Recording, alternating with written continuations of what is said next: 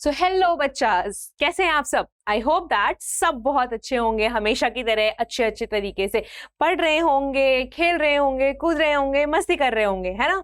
Life बहुत अच्छी है यार, एंजॉय करना चाहिए। तो आप सब भी एंजॉय करते रहिए और एंजॉय के साथ साथ हमें क्या नहीं भूलना चाहिए, हमें पढ़ना नहीं भूलना चाहिए, क्योंकि ऑब्वियसली पढ़ाई तो बहुत ज्यादा इंपॉर्टेंट है। एंड उसी पढ़ाई का सिलसिला हम यहाँ पे जारी रख रहे हैं और हम बने हुए हैं एक पर्टिकुलर चैप्टर के साथ। हम देखेंगे कि आज हमने क्या पढ़ना है। उससे पहले मैं आप सबका स्वागत करती हूँ फिर से आपके अपने चैनल स्कोर प्लस में, जहां हम आपकी मदद करते हैं पढ़ने में, समझने में और उसे एग्जीक्यूट करने में।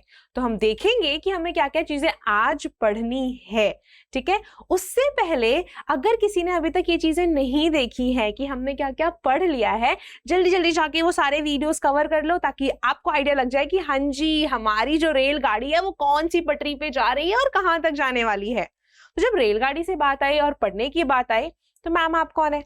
आप में से बहुत लोग मुझे पहले से ही जान गए होंगे कि मैं हूं प्रियंका और आपकी बायो की एजुकेटर। बायो क्या है? बायो है साइंस का एक सब्जेक्ट जिसका फुल फॉर्म है बायोलॉजी, राइट।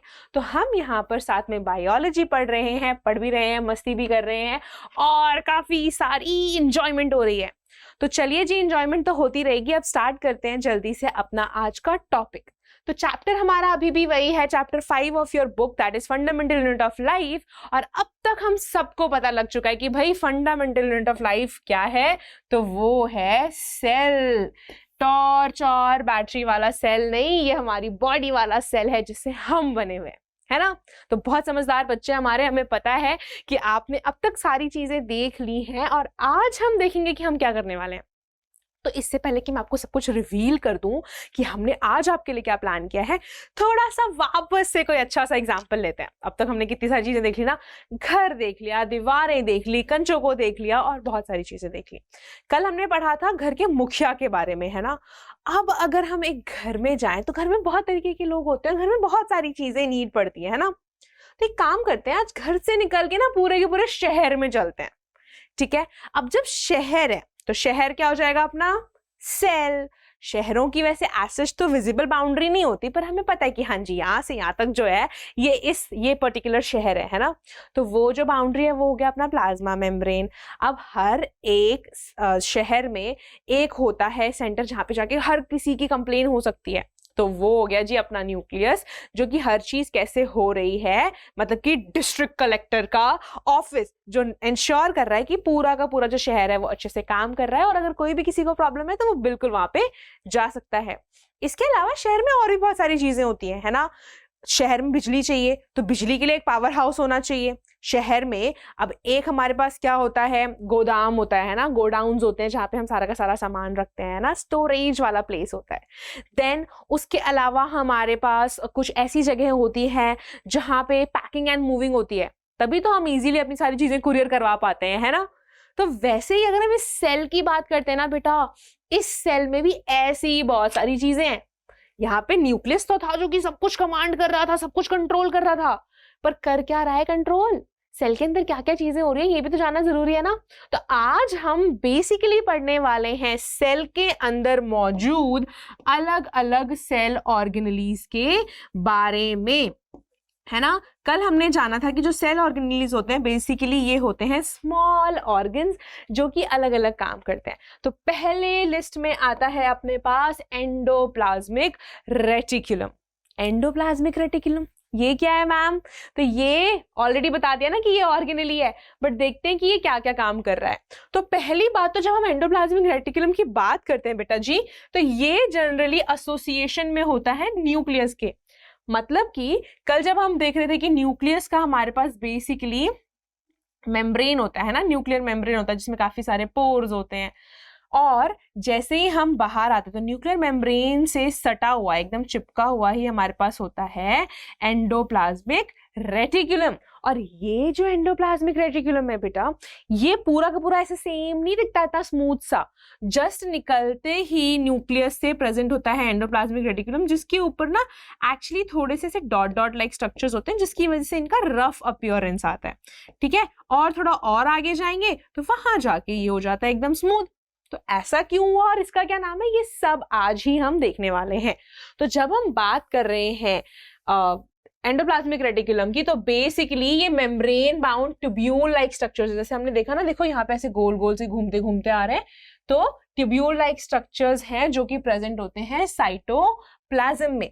और ये फाइंड किसने किया, ये भी तो पता होना चाहिए ना कि किसकी वजह से आज हम ये पढ़ रहे हैं और किसकी वजह से हम ये जान पाए कि अच्छा ऐसा भी कुछ प्रेजेंट होता है। तो इसमें 3 लोगों का रोल था बेटा, वो थे पॉटर, क्लॉड एंड फ्यूलम। ये 3 लोगों ने मिलकर एंडोप्लाज्मिक रेटिकुलम की डिस्कवरी करी थी और हमें पता लगा कि जो भी न्यूक्लियस में सामान बन रहा है, जो बाहर आ रहा है, उसकी ट्रांसपोर्टेशन में, ना कि सिर्फ न्यूक्लियस में बना हुआ सामान, यहाँ पे भी कुछ चीजें हैं जो कि इजीली ट्रांसपोर्ट हो रही हैं to various parts of the cell. तो बहुत इंपॉर्टेंट रोल रहा है पॉटर, क्लॉड और फिल्म का हमें आज ये बताने में कि एंडोप्लाज्मिक रेटिकुलम नाम की भी एक ऑर्गेनेली जो है वो सेल में प्रेजेंट होती है। तो चलो और देखते हैं कि अब इस एंडोप्लाज्मिक रेटिकुलम में है क्या।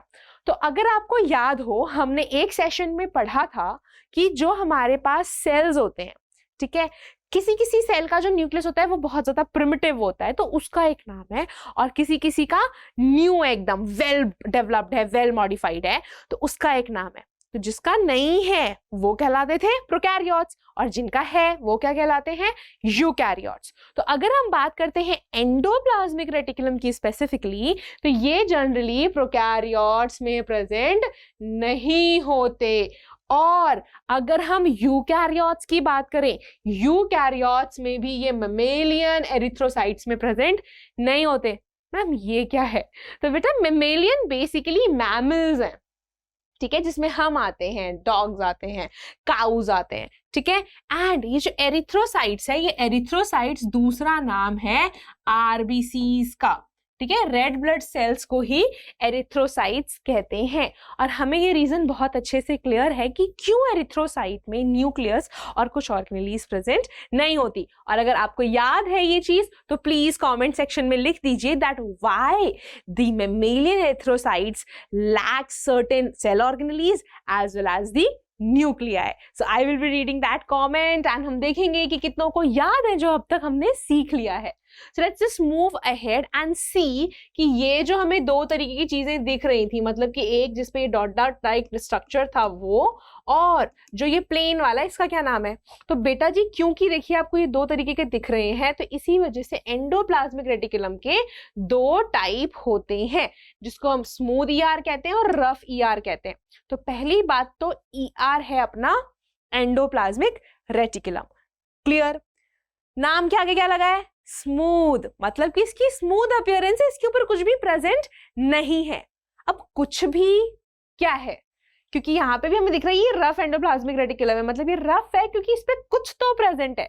तो वो कुछ क्या है, वो जो कुछ है वो है राइबोसोम्स, जो हमारे प्रोटीन फैक्ट्रीज होते हैं, ठीक है। राइबोसोम्स के बारे में भी हम जानेंगे कि ये क्या चीजें हैं और कैसे कैसे ये एग्जिस्ट करते हैं बेसिकली।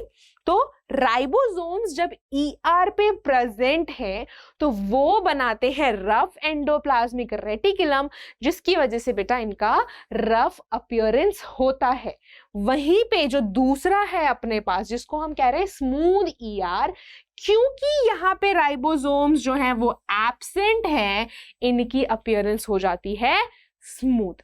क्लियर, पता लग गया कि ये स्मूथ क्यों है, ये रफ क्यों है। अब अगर हम इसी से राइबोसोम की प्रेजेंस और एब्सेंस से देखें कि इसका फंक्शन क्या हो सकता है, तो हमें ये पता है कि राइबोसोम्स जो है वो प्रोटीन फैक्ट्रीज हैं, है ना। मैम हमेशा से कहते आ रही हैं protein factories ribosome, protein factories ribosomes, तो इतना हमें क्लियर है। तो सोचो अगर ईआर पे राइबोसोम्स जो है वो प्रेजेंट है, तो यहाँ तो राइबोसोम्स प्रोटीन्स बनाएंगे ना। तो अगर ये प्रोटीन्स बना रहे हैं तो अल्टीमेटली आरईआर का जो फंक्शन है वो भी प्रोटीन सिंथेसिस का हो जाएगा, जस्ट बिकॉज यहाँ पे राइबोसोम्स प्रेजेंट है। तो कह सकते हैं कि आरईआर जो है it helps in protein synthesis.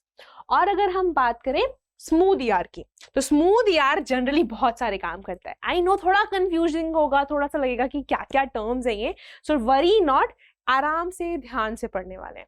तो ये जनरली काम करते हैं स्टेरॉइड, लिपिड और कुछ पॉलीसैकेराइड्स बनाने में, ठीक है, स्टेरॉइड्स, लिपिड्स और पॉलीसैकेराइड्स। तो प्लीज कोशिश करिएगा कि आपको ये लिपिड्स जो है ये पक्का पक्का से याद हो जाए। ये क्यों कह रही हूं आपको पता लगेगा आगे आने वाले 5-7 मिनट में, ठीक है। तो लिपिड सिंथेसिस जो है स्मूथ ईआर के लिए पक्का याद रखना, और बहुत अच्छा होगा अगर आप स्टेरॉइड्स और पॉलीसैकेराइड्स भी याद रख सके। अब देखते हैं कि ये दोनों बने किस चीज से हैं। तो स्मूथ ईआर जो है ये बेसिकली वेसिकल्स और टिब्यूल्स से बना हुआ होता है, वेयर एज जो अपना RER है वो सिस्टर्ने से बना हुआ है। तो ये था स्मूथ ईआर और रफ ईआर के बारे में। और एक टिप, एग्जीक्यूशन की बात करते हैं। पढ़ना समझना तो चल ही रहा है, साथ में एग्जीक्यूशन के लिए टिप आ गई यहाँ पे। So tip of the day is, कभी भी एग्जाम में ER मत लिखना। ऐसा नहीं है कि वो गलत है, बट ट्राई करिए कि जब भी आप पेपर दे रहे हैं, साइंस का पेपर दे रहे हैं, जितने कम एब्रिविएशंस यूज कर सके उतना बेहतर है, ठीक है। ट्राई करिए कि आप जब भी एंड लिख रहे हैं तो आप AND लिख रहे हैं, आप ये वाला साइन यूज नहीं कर रहे हैं, ठीक है। वहीं पे फुल फॉर्म्स लिखने की कोशिश करिए। जब टाइम कम हो तभी देखिए कि भाई मेरे पास बस 1-2 मिनट रहता है, मुझे बहुत बड़ा आंसर लिखना है, then you can go with abbreviations. Like endoplasmic reticulum के लिए हम ER लिख सकते हैं, लेकिन अगर टाइम है बेटा तो पूरा का पूरा एंडोप्लाज्मिक रेटिकुलम लिखिए। इससे होता क्या है, इससे ये होता है कि जब टीचर आपका आंसर पढ़ते हैं ना और आपने लिखा है पूरे पूरे वर्ड्स, टीचर को लगता है कि हाँ जी बच्चे को ये जो कंसेप्ट है ये अच्छे से पता है, उसे ये पता है कि ये जो फुल फॉर्म्स है ये इस पर्टिकुलर टर्म्स के लिए यूज होंगे। तो आप एंडोप्लाज्मिक रेटिकुलम लिख के ब्रैकेट में ER लिख सकते हैं, बट ट्राई करिए कि फुल वर्ड्स लिखें। तो done with the tip of the day. Next just move ahead and learn कि इसके फंक्शंस क्या क्या हैं। तो जब हम फंक्शंस की बात कर रहे हैं, ऑब्वियसली ऑर्गेनली है, काम करने आई है, आराम करने थोड़ा आई है। तो जब आराम नहीं है काम है, तो काम इसके बहुत सारे हैं, ठीक है। तो पहला तो राइबोसोम से पता है भाई प्रोटीन सिंथेसिस होनी है। स्मूथ वाले में हमने देखा कि ये लिपिड सिंथेसिस में भी हेल्प कर रहे हैं। तो 2 चीजें तो हमको ऑलरेडी पता हैं। उसके अलावा अगर हम देखें तो आपको याद होगा कि ये जो था ये न्यूक्लियर मेम्ब्रेन से एकदम चिपका हुआ सा था। तो अगर ये ऐसे जा रहा है तो आपको दिख रहा होगा कि ये कितना बड़ा नेटवर्क फॉर्म कर रहा है ना। तो ये जो ER है ये बेसिकली ये सिर्फ और सिर्फ वो ऑर्गेनली है जो एक चैनल की तरह काम कर रहा है चीजों को ट्रांसपोर्ट करने के लिए। कहां से कहां तक? साइटोप्लाज्म और न्यूक्लियस के बीच में, ठीक है। न्यूक्लियस से जो चीजें निकलेंगी साइटोप्लाज्म में ER के थ्रू ही पहुंचेंगी। क्लियर? ये हो गया इसका एक फंक्शन। ज्यादा ना याद रखोगे ना चीजें जबरदस्ती तो वो नहीं होंगी, लेकिन अगर आप स्ट्रक्चर ध्यान में रख लें और सोचें कि इसके इस स्ट्रक्चर का क्या फायदा है, इसके नाम से हम क्या डिराइव कर सकते हैं, तो आधा काम तो हमारा डन है। अब हम स्मार्ट वर्क करने वाले हैं, है ना। और स्मार्ट वर्क करने के लिए आपको थोड़ा सा यहाँ पे सुनना पड़ेगा, तो ध्यान से सारी चीजें सुनिए ताकि आपको यहीं पे सुन के सब याद हो जाए, ठीक है। तो आई होप दैट आपको चीजें समझ आ रही हैं और आप साथ ही साथ एंजॉय भी करते जा रहे हैं। सो आगे अब बढ़ते हैं सेकंड की तरफ। यहाँ क्या लिखा हुआ है? It also functions as the cytoplasmic framework to provide the surface for biochemical activities. मतलब कि अब जो कुछ भी सेल में बायोकेमिकल एक्टिविटीज हो रही हैं, ठीक है जी, वो एक्टिविटीज होने के लिए ये एक साइटोस्केलेटल फ्रेमवर्क प्रोवाइड कर रहा है। इसके ना स्ट्रक्चर से ही सारी चीजें, इसका जो स्ट्रक्चर है उसकी वजह से काफी अच्छा नेटवर्क क्रिएट होता है, जिस वजह से इजीली अलग अलग एक्टिविटीज यहाँ हो सकती हैं, जिनमें से बायोकेमिकल एक्टिविटीज जो है वो यहाँ पर है। एंड ऑल्सो सेल के अंदर का स्केलेटन बनाने में हेल्प करता है। वापस से ट्रिक याद करिए, एंडो एक्सो, है ना। एंडो जहां आ गया मतलब अंदर, तो सेल के अंदर का जो स्ट्रक्चर है, सेल के अंदर का जो ढांचा है वो बनाने में भी ER हेल्प करता है, क्योंकि काफी ज्यादा स्पेस ये ऑक्यूपाई कर रहा है, जिससे सेल जो है वो अच्छा खासा शेप मेंटेन करके रख सकता है। क्लियर? मूविंग अहेड, यहाँ पे अपना सिंपल सा काम है कि भाई इनका काम है फैट बनाने का, प्रोटीन बनाने का, स्टेरॉइड्स बनाने का और कोलेस्ट्रॉल बनाने का। तो प्रोटीन, फैट्स, लिपिड्स, स्टेरॉइड्स ये तो हमने ऑलरेडी देख लिए थे। यहाँ पे आप एक और कोलेस्ट्रॉल ऐड कर लीजिएगा। अब अगर हम आगे चले देखते हैं, यहाँ पे एक फंक्शन है SCR का, very very important. Let's just change the colour. जो जो इंपॉर्टेंट है वो सब मैं आपको बताते जाऊंगी, प्लीज ये देखना. सब कुछ ही इंपॉर्टेंट है वैसे तो, यहाँ पे हमने एकदम इंपॉर्टेंट चीजें जो है आपके लिए रखी हुई है. तो जब हम SCR की बात कर रहे हैं, एक तो लिपिड सिंथेसिस पक्का याद रखना. दूसरी चीज, ये जो SCR है बेटा जी, इसका काम होता है डिटॉक्सिफिकेशन ऑफ ड्रग्स का. मतलब कि जो हमारी बॉडी में लिवर है, ठीक है, अब मुझे बताना कि लिवर जो है ये लार्जेस्ट ग्लैंड है या लॉन्गेस्ट ग्लैंड है हमारी बॉडी का. ठीक है, ये मेंशन करेंगे आप कमेंट सेक्शन में.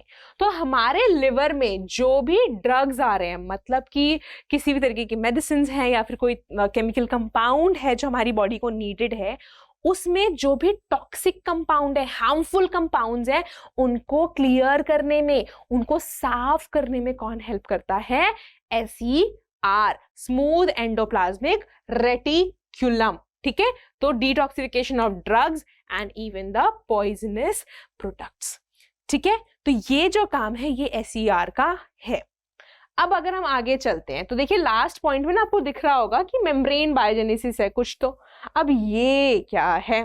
तो याद आ रहा है SER क्या बना रहा था? लिपिड्स, है ना. हमें पता है SER जो है इसका काम है लिपिड्स बनाने का भी. तो SER के बनाए हुए लिपिड्स को हम याद रख रहे हैं और RER के बनाए हुए प्रोटीन्स को हम याद रख रहे हैं. अब ये क्यों याद करवाया था मैम? बता रही हूँ.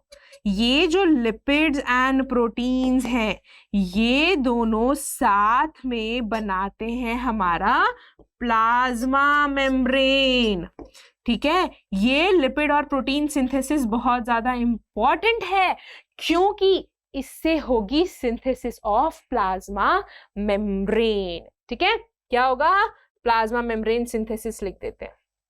ठीक है, तो अब SCR एंड RER के बनाए हुए प्रोटीन एंड लिपिड से जो प्लाज्मा मेम्ब्रेन की सिंथेसिस हो रही है उसी को कहा जाता है membrane biogenesis.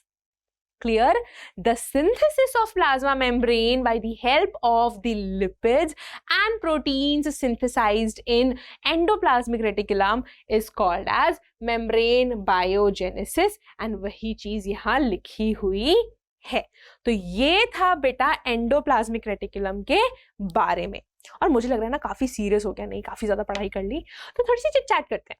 Chit chat as in, I know कि आप सब अच्छे से पढ़ रहे हैं और चीजें समझ भी आ रही होंगी, है ना, बट बहुत बार कंफ्यूजन हो जाता है कि इतने सारे टर्म्स हैं, इतनी सारी ऑर्गेनेलीज हैं, ये सब कैसे याद रखूं. तो इनको याद रखने का तो एक सिंपल सा तरीका है, रिविजन, है ना. सब कहते हैं रिवाइज करो, टाइम एंड अगेन पढ़ते जाओ तो चीजें याद हो जाएंगी. तो ये तो एक ट्रिक है. इसके अलावा ट्रिक ये है कि जब हम पढ़ रहे हैं ना उस टाइम पे सिर्फ पढ़ो. ठीक है, ये भी ज्ञान सबने दिया होगा, थोड़ा सा मैं भी दे रही हूँ, बट अगर सब ज्ञान दे रहे हैं ना तो उस ज्ञान का मतलब ये है कि ये गलतियां शायद वो कर चुके हैं, वो अपनी गलती से सीख चुके हैं और वो नहीं चाहते कि आप वापस से वो गलती दोहराएं.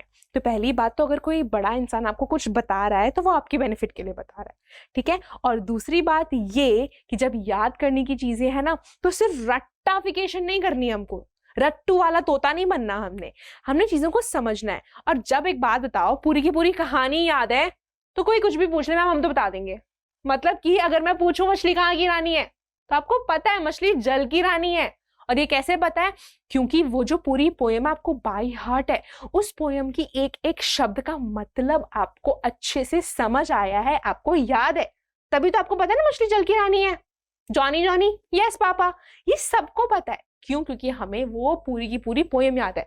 सेम वे जब हम इन चीजों की बात कर रहे हैं, पहली बात तो ये सोचना बंद कर दो कि यार इतना सब्जेक्टिव है क्या करेंगे. इसको भी अच्छे से स्टोरी की तरह पढ़ो कि ये हमारी बॉडी में हो रहा है ना, कि देखो एंडोप्लाज्मिक रेटिकुलम तो इतना सारा काम कर रहा है, ये बना रहा है, इससे हमारा स्ट्रक्चर बन रहा है, इससे हमारी बॉडी काम कर रही है. तो जब फन से पढ़ेंगे ना तो मन लगेगा. तो फन और मन जहां लग गया वहां कर लिया हमने स्कोर प्लस. तो ये था आज का छोटा सा ज्ञान और आई होप दैट आपको चीजें समझ आ रही हैं. और अगर आ रही हैं तो let's just move ahead to the next organelle. तो नेक्स्ट ऑर्गेनेली जो है ना ये गलती से डिस्कवर हो गया था, ऐसा नहीं था कि पर्पसली इसको डिस्कवर किया गया था। तो हमारे पास एक इंसान थे, उनका नाम था कैमिलो गोल्जी। ये जो कैमिलो गोल्जी है ना, ये बेसिकली एक एक्सपेरिमेंट कर रहे थे नर्व सेल्स वगैरह के बारे में, जहां पे उन्होंने यूज किया था काफी ज्यादा वीक सिल्वर नाइट्रेट। ठीक है, तो he was doing some experiment where he used weak silver nitrate. ठीक है, सिल्वर नाइट्रेट आपने केमिस्ट्री में जरूर सुना होगा। तो वीक सिल्वर नाइट्रेट यूज करके ये परफॉर्म कर रहे थे नर्व सेल्स के लिए कोई एक्सपेरिमेंट, जिसे हमने कहा था डार्क रिएक्शन। ठीक है, उसे हमने कहा था डार्क रिएक्शन। अब इस रिएक्शन का रिजल्ट ये हुआ कि बन गया एक नया ऑर्गेनेली, मतलब कि डिस्कवर हो गया बेसिकली। तो ये रिएक्शन जो थी इनके लिए बहुत लकी साबित हुई थी, क्योंकि इस खोज के बाद वो काफी ज्यादा फेमस हो गए। मोटिवेटिंग है ना स्टोरी। देखो, हम करते कुछ है, हो कुछ जाता है। तो इसी वजह से आज हमें गोल्जी अपैरेटस के बारे में पढ़ने को मिल रहा है। जल्दी से पढ़ते हैं कि इसमें है क्या। पहली बात तो ये जो गोल्जी अपैरेटस है, इसको अलग अलग नामों से जाना जाता है। काफी जगहों पे आपको इसको गोल्जी कॉम्प्लेक्स कहा जाता है। ठीक है, आपने सुना होगा कि इसे गोल्जी कॉम्प्लेक्स कहा जाता है। काफी बुक्स में इसे गोल्जी बॉडीज भी बोला जाता है, राइट। तो ये सारी चीजें एक ही है, कंफ्यूज मत होना कि यार अपैरेटस क्या है, कॉम्प्लेक्स क्या है, बॉडीज क्या है। तो ये तीनों इसी के नाम है, जो कि कैमिलो गोल्जी ने डिस्कवर किया था। ठीक है, अब अगर हम बात करें कि इसका काम क्या है, इसके काम का ना आपको पता लग जाएगा इसके दूसरे नाम से। तो गोल्जी बॉडीज को packers and movers of the cell भी कहा जाता है। मतलब कि ये हमारे शहर में जो डीटीडीसी वाली कंपनीज होती हैं या फिर जो कुरियरिंग वाली कंपनीज होती हैं, उनका काम कर रहे हैं। मतलब कि जो भी चीजें बन रही हैं एंडोप्लाज्मिक रेटिकुलम में, ठीक है, वहां से सिंथेसाइज होकर चीजें यहाँ पर आती हैं। ये उनको बेसिकली थोड़ा सा मॉडिफाई करते हैं, देन उनको पैक करते हैं और भेज देते हैं जहां पे भी जाना होता है बाय द शिपमेंट। ठीक है, तो ये कहलाते हैं packers and movers of the cell. और ये सारा काम करने के लिए इनका होता है कुछ ऐसा सा स्ट्रक्चर। अब अगर आप ये स्ट्रक्चर ध्यान से देखें तो आपको दिख रहा होगा कि आगे की तरफ थोड़े छोटे छोटे फोल्ड्स जैसे है ना, यहाँ पे, और पीछे की तरफ थोड़े बड़े बड़े हैं। तो ये जो चीजें हैं बेटा, ये कहलाते हैं सिस्टर्न्स एंड वेसिकल्स। तो इसके अंदर काफी सारे मेम्ब्रेन बाउंड फ्लूइड फिल्ड जगह होती है, जिसे हम वेसिकल्स कहते हैं, जहां पे चीजों की पैकेजिंग और मॉडिफिकेशन हो रही है। एंड ये सारे के सारे एक दूसरे से देखो ऑलमोस्ट पैरेलली अरेंज्ड है ना, सारे के सारे ऑलमोस्ट पैरेलली अरेंज्ड है स्टैक्स की तरह, और इन स्टैक्स को कहा जाता है सिस्टर्न्स। ठीक है, और इन्हीं के आसपास कुछ बड़े बड़े सिक्रीटरी वेसिकल्स जो हैं वो भी प्रेजेंट होते है। तो ये था इनके स्ट्रक्चर के बारे में कि इनके पास कुछ वेसिकल्स हैं जो कि पैरेलली अरेंज्ड है स्टैक्स की तरह, एंड उनको हम कह रहे हैं सिस्टर्न्स। एंड इन्हीं सिस्टर्न्स के आसपास कुछ वेसिकल्स हैं जो कि सिक्रीटरी होते हैं नेचर में। ऑब्वियसली चीजों को मॉडिफाई करेंगे अगर थोड़ा सा, तो कुछ चीजें तो सिक्रीट करनी पड़ेंगी ना, तो उन्हीं मॉडिफिकेशंस के लिए ये चीजों को सिक्रीट कर रहे हैं। अब अगर हम आगे चले तो यहाँ पे आपको एक पॉइंट दिख रहा होगा कि भाई इनका थोड़ा बहुत कनेक्शन होता है एंडोप्लाज्मिक रेटिकुलम के साथ। तो कॉमनली आपको गोल्जी बॉडीज जो है ये एंडोप्लाज्मिक रेटिकुलम के आसपास ही मिलने वाले हैं। क्यों? क्योंकि जब भी एंडोप्लाज्मिक रेटिकुलम से कोई चीज बन के आ रही है वो यहीं पर आती है, यहाँ होती है modification, packaging and finally transport, कि भैया तुम्हारा सामान था, जो भी मॉडिफिकेशन थी वो मैंने कर दी, अब मैंने इसे भेज दिया है और आप इस्तेमाल कर सकते हैं। ठीक है, तो ये जनरली उनके एसोसिएशन में होते हैं, और इसकी वजह से ना सेल का एंडोस्केलेटन बनने में और आसानी हो जाती है। एंडोप्लाज्मिक रेटिकुलम ऑलरेडी बना रहा था ना एंडोस्केलेटन, इसकी वजह से और ज्यादा ग्रेट नेटवर्क बन जाता है, जिस वजह से और अच्छा स्ट्रक्चर जो है वो हम अचीव कर सकते हैं। तो आगे चलते हैं और देखते हैं कि भाई ये कहाँ प्रेजेंट है और कहाँ नहीं है विद द लास्ट पॉइंट। तो लास्ट पॉइंट में अगेन ये मेंशन है कि ये जो एब्सेंट होते हैं प्रोकैरियोट्स में एंड मेमेलियन आरबीसीज में। मतलब कि देखते जाओ भाई, प्रोकैरियोट्स और मेमेलियन आरबीसीज में क्या क्या चीजें नहीं है। हमने देख लिया कि भाई आरबीसीज के पास ना न्यूक्लियस है, ना एंडोप्लाज्मिक रेटिकुलम है, ना ही गोल्जी बॉडीज है। सेम वे प्रोकैरियोट्स में भी न्यूक्लियस बेचारा ज्यादा डेवलप नहीं है, ईआर इनमें है नहीं, और गोल्जी बॉडीज भी इनके अंदर प्रेजेंट नहीं है। एंड इवन जो सीव सेल्स है, सीव सेल्स कहाँ पढ़े थे हमने? सीव सेल्स हमने पढ़े थे फ्लोएम में, है ना? जिन्होंने भी पिछला वाला वीडियो देखा है ना, उनको पता होगा कि हमने सीव सेल्स के बारे में भी पढ़ा था कि भाई इनमें भी काफी सारी चीजें प्रेजेंट नहीं होती। क्लियर? तो ये हो गया गोल्जी बॉडीज के बारे में, that it was discovered by Camillo Golgi. It is also called as packers and movers of the cell. They have got fluid-filled vesicles that are arranged parallel to each other and they are called as cisterns. ठीक है? And then we learned that जो Golgi bodies हैं इनका कुछ connection होता है endoplasmic reticulum के साथ, और ये जनरली एब्सेंट होते हैं प्रोकैरियोट्स और मेमेलियन एरिथ्रोसाइट्स में. So I hope that all the things are clear till now. So let's just move ahead and see that इनके functions क्या क्या है. तो जब हम functions की बात कर रहे हैं तो हमने ऑलरेडी देख लिया कि ये स्टोर करेंगे, मॉडिफाई करेंगे, पैक करेंगे और फाइनली इनको ट्रांसपोर्ट कर देंगे. और उससे पहले कुछ सिक्रीशंस भी ये करते हैं ताकि इन कामों में मदद हो जाए. ठीक है? तो ये हो गया इनका बेसिक फंक्शन. अब अगर आपको नेक्स्ट पॉइंट दिख रहा हो कि ये जो है ये फॉर्मेशन ऑफ लाइसोसोम्स में इन्वॉल्व है, एक ऑर्गेनेली एक और ऑर्गेनेली बना रहा है. That is something fascinating, no? So जो हमारा गोल्जी बॉडीज है वो बेसिकली लाइसोसोम्स बनाने में भी इन्वॉल्व्ड है. और ये लाइसोसोम्स क्या है? तो अभी के लिए इतना जान लीजिए कि ये जो लाइसोसोम्स है ये बेसिकली सुसाइडल बैग्स होते हैं सेल के. रीजन जो है मैं आपको थोड़ी देर में बताऊंगी कि क्यों इनको सुसाइडल बैग्स कहते हैं, कैसे कैसा नाम है. नहीं, इसके अलावा अगर गोल्जी बॉडीज की बात करें तो ये सिक्रीटरी होता है नेचर में. ठीक है, सिक्रीशंस इंपॉर्टेंट है मॉडिफिकेशन और पैकेजिंग वगैरह के लिए. देन ये मेलेनिन सिंथेसिस में भी हेल्प करता है.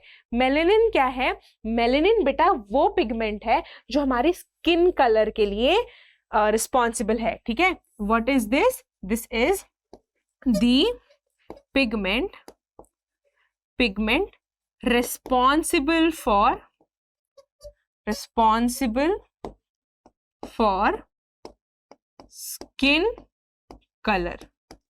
ठीक है, ये वो पिगमेंट है जो कि हमारे स्किन कलर के लिए रिस्पॉन्सिबल है. क्लियर? नेक्स्ट पॉइंट यहाँ पे ये है हमारे पास कि ये भी सेल वॉल और प्लाज्मा मेम्ब्रेन की सिंथेसिस में थोड़ा बहुत भागीदार है. मतलब ये भी थोड़ा सा रिस्पॉन्सिबल है सेल वॉल और प्लाज्मा मेम्ब्रेन की सिंथेसिस के लिए. तो यहां तक था गोल्जी बॉडीज के बारे में. अब थोड़ा जान लेते हैं सुसाइडल बैग्स यानी कि लाइसोसोम्स के बारे में. तो लाइसोसोम्स पता है हमें that they are also called as the suicidal bags of the cell. ठीक है, हर एक ऑर्गेनेली का ना अपना अपना नाम है. जैसे हमने गोल्जी बॉडीज को packers and movers of the cell बोला, वैसे ही इसको हम सुसाइडल बैग्स कहते हैं. आगे आने वाले कुछ ऑर्गेनेलीज के भी नाम बताऊंगी. ये जो है ये बेसिकली काफी छोटे होते हैं साइज में एंड ये भी मेम्ब्रेन बाउंड होते हैं. मतलब कि इनके पास भी जो है मेम्ब्रेन होती है. तो देखिए यहाँ अगर सेल में देखा जाए तो यहाँ पे प्रेजेंट है हमारे पास लाइसोसोम और यहाँ पे आपको इसका पूरा प्रॉपर मेम्ब्रेन जो है दिख रहा होगा. अब इस स्ट्रक्चर के अंदर कुछ चीजें प्रेजेंट होती हैं. वो क्या होती हैं? वो बेसिकली होती है डाइजेस्टिव एंजाइम्स. ठीक है, और ये जो डाइजेस्टिव एंजाइम्स होती हैं जनरली हाइड्रोलिटिक होती हैं. आपके बुक्स में या फिर कहीं पे आपने वर्ड्स देखे होंगे that they have hydrolytic enzymes. Hydrolytic मतलब कि वाटर के प्रेजेंस में तोड़ेंगे इसको. हाइड्रो से वाटर, लिटिक से टूटना, याद रखना. तो ये जो एंजाइम्स हैं ये वाटर की प्रेजेंस में चीजों को तोड़ते हैं. तो तोड़ रहे हैं तो किल कर रहे हैं ना, और किल कर रहे हैं तो सफाई कर रहे हैं. तो यस, लाइसोसोम का जो फंक्शन है वो थोड़ा बहुत क्या पूरा का पूरा ही वेस्ट डिस्पोजल का होता है. ऐसे लिंक करना है चीजों को. लिंक करते जाएंगे ना तो चीजें अपने आप क्लियर होती जाएंगी. तो हमने देखा कि ये सुसाइडल बैग्स है. पहली बात तो ये काफी छोटे होते हैं, मेम्ब्रेन बाउंड होते हैं, इनके पास डाइजेस्टिव एंजाइम्स होते हैं और you can say they have hydrolytic enzymes. अब इनकी वजह से इंट्रासेल्युलर डाइजेशन होती है. इंट्रासेल्युलर मतलब कि सेल के अंदर. ठीक है, सेल के अंदर या फिर विदिन